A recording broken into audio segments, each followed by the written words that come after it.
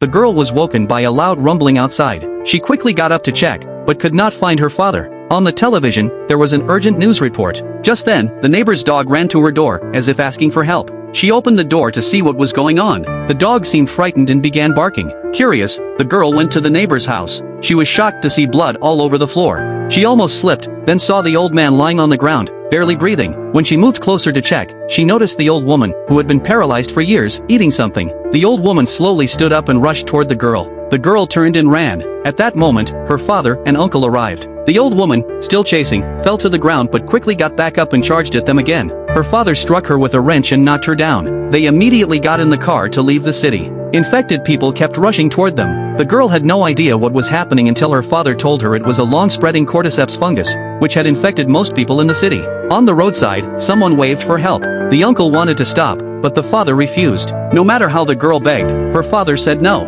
When they reached the highway entrance, they found it blocked. They had to take a shortcut. Soon, they reached the city center. The streets were already in chaos. People were running in all directions, and the infected were biting anyone they could catch. They tried to drive through, but the same chaos was happening behind them. Their car was soon surrounded. Suddenly, an explosion happened behind them. When they woke from the shock, their car had been overturned. Outside, infected people were still chewing on bodies. The girl had twisted her ankle. A police car lost control and crashed into the intersection, blocking the road. The uncle was injured in the crash. He told his brother to take the girl and run, then meet at the river later. The father carried his daughter through an alley to a street corner, only to see the infected eating corpses. He quickly ran into a house. The infected were fast and chased after them. They ran through the house and out the back. Just as the infected were about to catch them, a gunshot took one down. The shooter was a soldier. But then the soldier aimed his gun at the father and walked toward him. The man shouted again and again that they were not infected. The soldier still pulled the trigger. The father dodged, but the soldier aimed again.